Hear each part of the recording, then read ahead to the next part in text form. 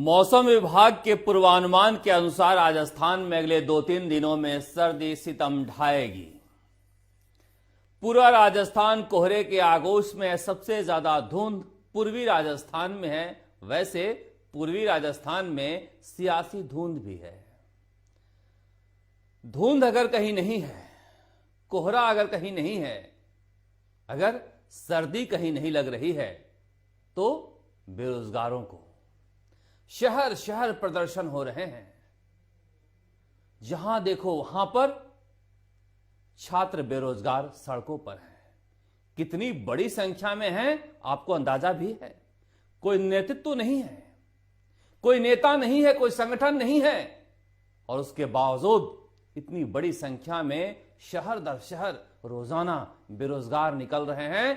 तो सरकार को सर्दी लगनी चाहिए, कब कभी छूटनी चाहिए, क्योंकि अंत करीब हो सकता है।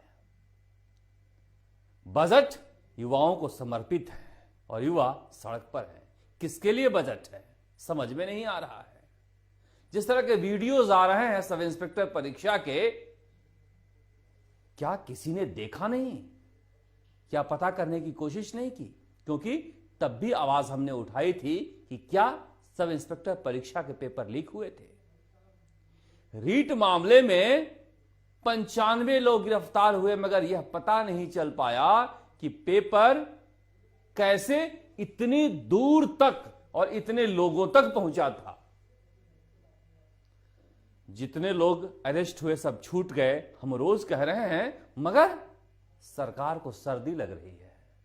कोई आवाज ही नहीं आती, कोई कुछ बोलता ही नहीं। प्रदेश अध्यक्ष गोविंद सिंह डोटासरा से लेकर शिक्षा मंत्री बीडी कल्ला से लेकर मुख्यमंत्री अशोक गहलोत तक सब खामोश हैं, और आवाज सिर्फ बेरोजगारों की आ रही है। इसलिए आ रही है कि जिस तरह से सेकेंड ग्रेड परीक्षा में एक पेपर आउट हुआ और वो पकड़ा गया किसी बेरोजगार की वजह से, मगर बाकी के पेपर भी आउट हुए हैं या नहीं हुए हैं इसका पता सरकार को नहीं है, और सरकार लगाना भी नहीं चाहती है। पहली बार ऐसा हो रहा है कि इतनी बड़ी धांधली हुई है, इस तरह से इतने बड़े पैमाने पर पेपर आउट हुआ है, मगर राजस्थान सरकार ने, राजस्थान पुलिस ने कोई टीम नहीं बनाई है भूपेंद्र बिश्नोई और सुरेश ढाका को पकड़ने के लिए। मैं जब भूपेंद्र बिश्नोई के घर पहुंचा तो भूपेंद्र बिश्नोई के घर पर जो बच्चे थे वो हंस रहे थे। वो कह रहे थे कि हमें कुछ पता नहीं। मैंने पूछा पुलिस आई थी? कहने लगे हम तो स्कूल थे। हम कहे आखिरी बार भूपेंद्र बिश्नोई कब आया था? 1 महीने पहले आए होंगे। ऐसे जवाब दे रहे थे जैसे कुछ हुआ ही नहीं। कब से नहीं है? 1 महीना हो गया। कहाँ गए? बाहर है। कहाँ बाहर है? पता नहीं हमको। आपके पिताजी का नाम क्या है?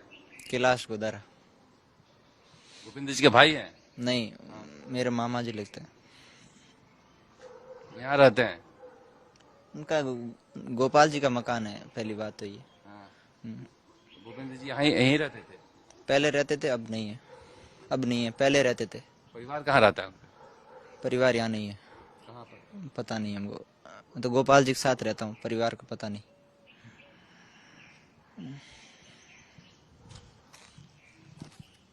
पुलिस आई थी? पुलिस तो एक बार आई थी। कब? कल आई थी। क्या पूछ रही थी? मैं तो स्कूल गया था, पता नहीं मेरे को। कोई है घर में अभी? अभी नहीं है कोई। कमाल की राजस्थान सरकार है। एक शब्द नहीं बोल रही है। कोई नेता पूछ नहीं रहा है कि अरे पेपर आउट हुआ है, शहर दर शहर बच्चे प्रदर्शन कर रहे हैं, हमारी जवाबदेही भी तो बनती है, हमारी जिम्मेदारी भी तो बनती है। आज 1 पकड़ लिए गए, आज 2 पकड़ लिए गए। क्या मतलब है इसका? अखबारों से, न्यूज चैनलों से यह खबर खत्म हो गई है। बस खबर बेरोजगारों ने जिंदा कर रखा है। गोविंद मीणा जैसे छात्र अगर आह्वान कर रहे हैं और इतनी बड़ी संख्या में छात्र शक्ति अगर सड़कों पर है तो सरकार को चेतावनी है ये कि राजस्थान की युवा सरकार बना सकते हैं तो सरकार बदल भी सकते हैं। बजट का झुंझुना बजाकर ये खुश नहीं होने वाले हैं। राजस्थान में सब इंस्पेक्टर परीक्षा के दौरान लिखित परीक्षा में चयनित छात्र छात्राओं के मॉक इंटरव्यू के जो वीडियो सामने आए हैं वो इस बात को और पुख्ता कर दिए हैं कि क्या सभी परीक्षाओं के पेपर आउट थे। क्यों नहीं सरकार एक कमेटी बना के पिछले 10 साल में जितनी भी परीक्षाएं हुई हैं उनकी फिर से जांच कराए। और जांच क्या कराना है, जब एसओजी ने जांच संभाली थी रीट पेपर आउट की तब कहा गया था कि जो भी संदिग्ध परीक्षाएं हैं सबकी जांच होगी, मगर एसओजी के मुखिया अशोक राठौड़ किसी से बात नहीं करते क्योंकि मुख्यमंत्री अशोक गहलोत के खास हैं, उनका कुछ कोई बिगाड़ भी नहीं सकता। उदयपुर पुलिस कह रही है कि जयपुर के बारे में भी कुछ भी पता नहीं, वहां क्या हुआ कुछ नहीं, तो फिर जांच कौन करेगा भाई? सरकार नाम की चीज है कि नहीं है? राजस्थान में इंटेलिजेंस विभाग क्या कर रहा है? किसकी मुखबिरी में लगा हुआ है? अगर पैसे का लेन देन हो रहा है तो एंटी करप्शन ब्यूरो क्यों नहीं सुओ मोटो खुद ही काम कर रहा है? मगर ऐसा लगता है कि सरकार की तरफ से ग्रीन सिग्नल नहीं है और जिसकी वजह से इस तरह से इतनी बड़ी संख्या में पेपर आउट होने पर भी अपराधी पकड़े नहीं गए हैं। ऐसे कैसे हो सकता है? आप घर वालों पर सख्ती करो, अपराधी दौड़े आएंगे, मगर जब घर के लोग ठहाके लगा रहे हों तो फिर समझना चाहिए कि पुलिस ने कितनी सख्ती कर रखी है। बोड़े में भरकर डिग्रियां मिली। क्या राजस्थान कर्मचारी चयन आयोग की तरफ से कोई भी कर्मचारी अधिकारी गया पता करने के लिए कि किन किन यूनिवर्सिटी की डिग्रियां हैं और किन किन परीक्षाओं में इसका यूज हुआ है? किसी को मतलब ही नहीं है। बेरोजगार जाने कैसे मां बाप से पैसे लेकर यहां पर परीक्षाओं की तैयारी कर रहे हैं, सरकार को कोई फर्क नहीं पड़ता। सरकार समझती है कि हमने बस फ्री कर दिए हैं आने जाने के लिए। अरे बस के किराए के लिए लोग नहीं आ रहे हैं जयपुर में पढ़ने के लिए, शहरों में पढ़ने के लिए, ये नौकरी पाने के लिए आ रहे हैं। बेरोजगारी दर का आंकड़ा फिर से जारी हुआ है और राजस्थान 28% से ऊपर बेरोजगारी दर के साथ देश में दूसरे नंबर पर बना हुआ ही नहीं है, बढ़ भी गया है, मगर किसी को कुछ दिखता ही नहीं है। चिरंजीवी में इलाज करा लीजिए, अरे बीमार ही क्यों पड़े कि इलाज कराएं, और सबका इलाज एक ही है कि आप रोजगार दो, नौकरी दो, वो हो नहीं पा रहा है। यह सवाल को कोई उठाता क्यों नहीं कि सुरेश ढाका और भूपेंद्र बिश्नोई कहां हैं? एसआई परीक्षा के वीडियो को लेकर कहा गया कि नहीं, आप इसे मत दिखाइए, यह किसी जाति के खिलाफ है। मैं फिर कह रहा हूं कि जिन जातियों के बारे में कहा जा रहा है वो तो शिकार हैं, वो तो बच्चे हैं, पढ़ रहे हैं, जिनके पास जाकर माफिया पेपर देकर आए हैं, कुछ लालच में फंस गए हैं, कुछ निकल गए हैं। मगर आरपीएससी में कौन बैठा था? आरपीएससी में तो उस जाति का नहीं बैठा था, इसलिए किसी जाति या संगठन को बदनाम मत करो। यह सरकार की लापरवाही है, उसके पीछे छुपा नहीं जा सकता है, क्योंकि अगर लीकेज होगा तो किसी भी जाति का कोई भी अपराधी फायदा उठाएगा। इसलिए ये किसी जाति और मजहब का सवाल नहीं है, सवाल है बेरोजगारों के खून पसीने का। इसलिए हम लगातार ये सवाल उठा रहे हैं, मगर सरकार सुन ही नहीं रही है। स्काउट एंड गाइड में जा रहे हैं मुख्यमंत्री अशोक गहलोत। बेरोजगार कह रहे हैं कि गाइड हमें कर दीजिए, स्काउट प्रश्न पत्र को कर दीजिए, सब कुछ ठीक हो जाएगा। मुख्यमंत्री अशोक गहलोत रोज बयान देते हैं, पेपर आउट पर कुछ बोलते नहीं। आपने देखा था श्रीगंगानगर में किस तरह से कितना बड़ा आंदोलन हुआ, कैसे बाड़मेर में कितनी बड़ी भीड़ आई, और आज कोटा में कितनी बड़ी संख्या में बेरोजगार सड़कों पर है। जयपुर में आपने देखा ही था। तो शहर दर शहर लोग उबल क्यों रहे हैं? इस सर्दी में सरकार यह जानने की कोशिश क्यों नहीं कर रही है? मगर सरकार है कहां?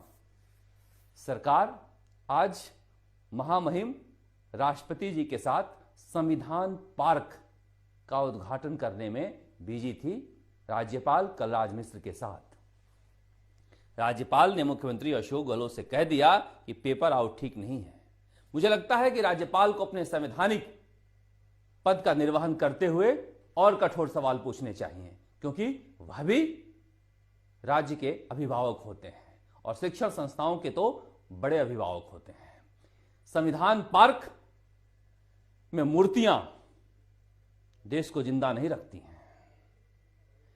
ये जो भविष्य है युवा, ये देश को आगे ले जाएंगे, इनके बारे में भी सोचना चाहिए। करोड़ों का खर्च करके अच्छी बात है कि संविधान पार्क बन रहा है, मगर कुछ पैसे खर्च करके पेपर लीक को भी रोका जा सकता है। वैसे भी राजस्थान धुंध में है और मैंने आपसे कहा था कि सियासी धुंध भी है। कांग्रेस में समझ में नहीं आ रहा है करना क्या है किसको, क्योंकि मुख्यमंत्री अशोक गहलोत का पूरा फोकस सरकार बचाने पर है, कुर्सी बचाने पर है।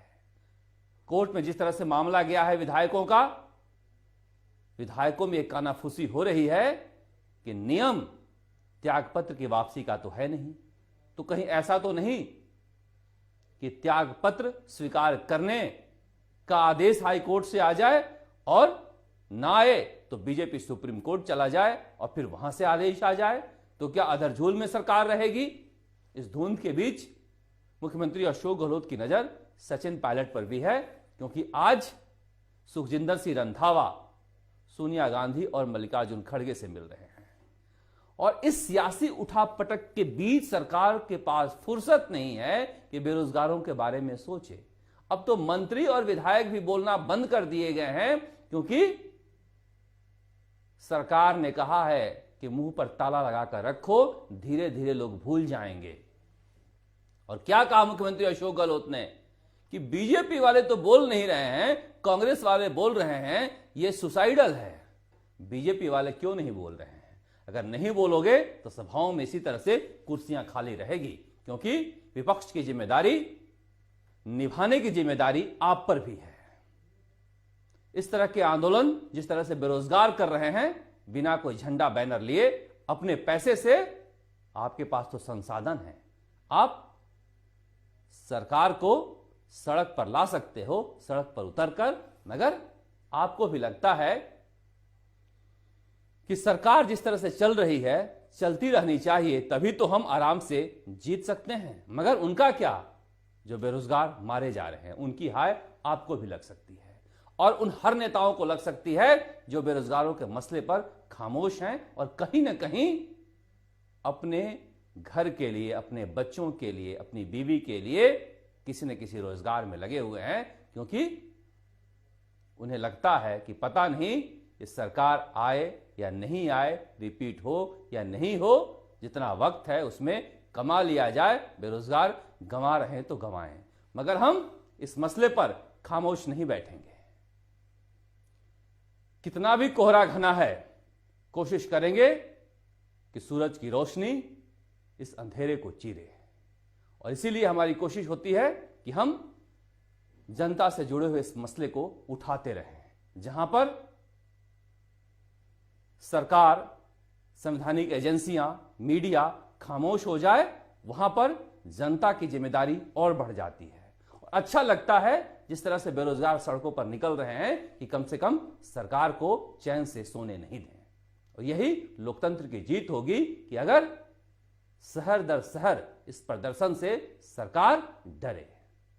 आप देखते रहे राजस्थान तक, राजस्थान की सियासत और आपसे जुड़ी हर खबर हम राजस्थान तक पर पहुंचाते रहेंगे। नमस्कार।